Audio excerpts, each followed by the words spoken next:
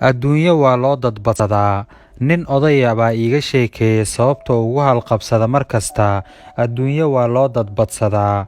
Wuxuu ii sheegay in sanadkii 1980kii isagoo jooga magaalada Qaahira, caasimadda dalka Masar, oo ay hal qol ku degan yihiin 4 wiil, bishuna ay dabayaaqo tahay oo aysan ijaarkii guriga ayan haysan, ileen ma shaqeeyaane cid dibadda wax uga soo dirtana aysan jirin, oo uu walaac xoogan hayo oo ku saabsan sidii wax la yeeli lahaa, ayaa wiilashii mid ka mida goor subaxa wuxuu aaday garoonka diyaaradaha ee magaalada Qaahira oo ay maalintaas imaanaysay dayuuradda Somali Airlines si uu dadka imanaya uga waraysto xaaladda dalka ka jirta. wiilkii ayaa eeraboorkii kula kulmay gabar Soomaali ah oo meel ay aaday iyo cid ay ka taqaana magaalada Qaahira aysan jirin. wiilkii baa gabadhii soo kaxeeyey oo 3 wiil oo guriga jooga u keenay. wiilashii baa aad u farxay, iyagoo u mooday gabadha inay wiilka ku ehel tahay, ayna dibadda ka timid kana bixin doonto ijaarka. gabadhii bay qolkii uga soo baxeen. wax yar kadib gabadhii baa qubays gashay.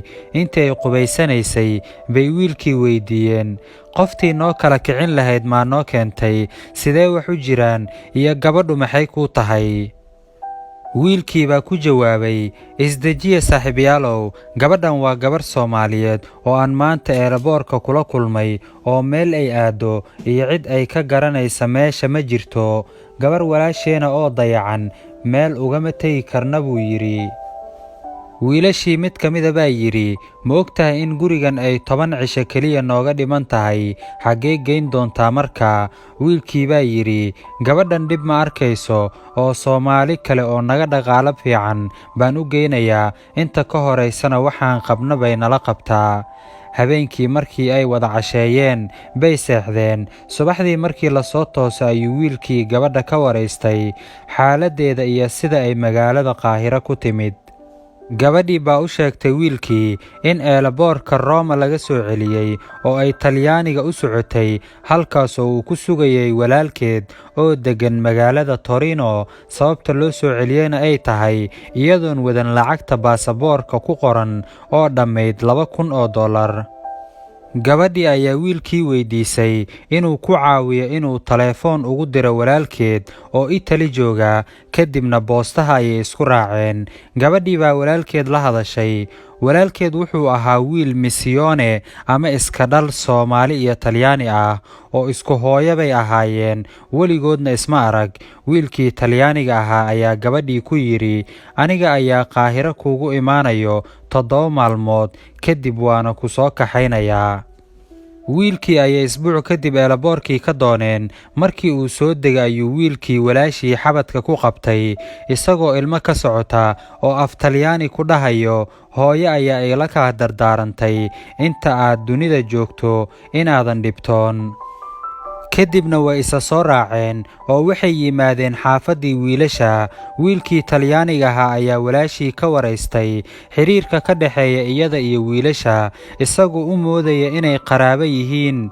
markaas bay ku tiri, wiilashan anigoo Qaahiro eeraboorka meelaan ka aada garan la bay iga soo kaxeeyeen oo wax aan Soomaalinimo ahayn nagama dhexayso. alle ka sokow way i badbaadiyeen. wiilkii baa gabadha walaashii ku yidhi, abaal bay nagu leeyihiin ee maxaan u sameeyaa? markaas bay ku tiri, gurigan ay deggan yihiin ijaarkiisa ma haystaan, bishana waxaa ka dhiman 4 maalmood, culayskaas baa saaran. wiilkii Talyaaniga ahaa baa ilmo ka soo daadatay, isagoo la yaaban dad iyagaba dhib ku jiro oo haddana u gurmanaya gabar ayan aqoon. markaas buu yidhi, ijaarka meeqa waaye? waxaa loo sheegay in kiradu tahay $150 bishii. markaas buu walaashii ku yidhi, u sheeg wiilasha waxba yaysan welwelin, aniga ayaa sanad ka shubaya kirada. odaygii sheekadan iiga sheekeeyey oo hadalkiisa sii wata wuxuu yidhi, mar haddii uu wiilkaas gabadha noo keeni lahayn, xaalkeennu ma fiicnaan lahayn. marka sidaas ayaan uga halqabsadaa. adduun waa loo dadbadsadaa. haddaba saaxiibayaal, dhacdadan waxaan ka fahmi karnaa in ummadda Soomaaliyeed ay yihiin dad walaalo ah oo isjecel, iscaawiya, isu gacan furan oo isu gurmada. haddaba aragtidaada inala wadaag si ay dadka kale kaaga faa'iidaystaan. Ka waran ficilkii uu sameeyey wiilkii dhallinyarada ahaa iyo falcelintii wiilkii Talyaaniga ka yimid. muuqaalkan asxaabta kale inuu anfaco ayaa laga yaabaaye hadda inoo sheer gareeya.